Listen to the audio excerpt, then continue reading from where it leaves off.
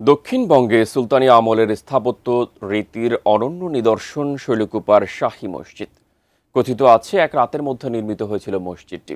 প্রতিদিন মসজিদটি দেখতে ছুটে আসেন দূর দূরান্তের ধর্মপ্রাণ মুসল্লিরা।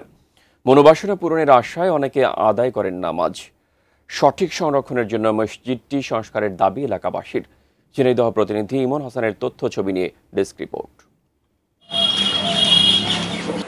ঝিনাইদহের শৈলকুপায় কুমার নদের কোল ঘেঁষে আজও মাথা উঁচু করে দাঁড়িয়ে রয়েছে ঐতিহ্যবাহী শাহী মসজিদ।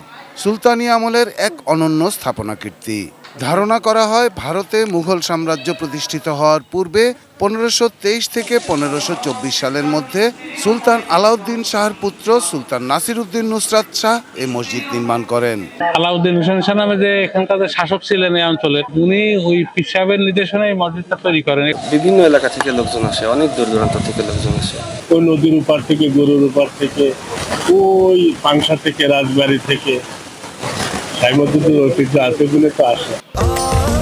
স্বাস্থ্যকর অল টাইম ফ্যামিলি কেক, সব সময় all time healthy life. Shailkupa উপজেলা শহরের দরগাপাড়া এলাকায় অবস্থিত মসজিদটি 6 মিনার বিশিষ্ট। দৈর্ঘ্যে 31.5 ফুট এবং প্রস্থে 21 ফুট। পূর্ব দিকের দেয়ালে 3টি এবং উত্তর ও দক্ষিণ দেয়ালে 2টি করে প্রবেশপথ রয়েছে। মসজিদের ভিতরে রয়েছে 5 ফুট উঁচু 2টি স্তম্ভ। সামনে বিশাল পুকুর ঘাট, সেখানে অজুর ব্যবস্থা।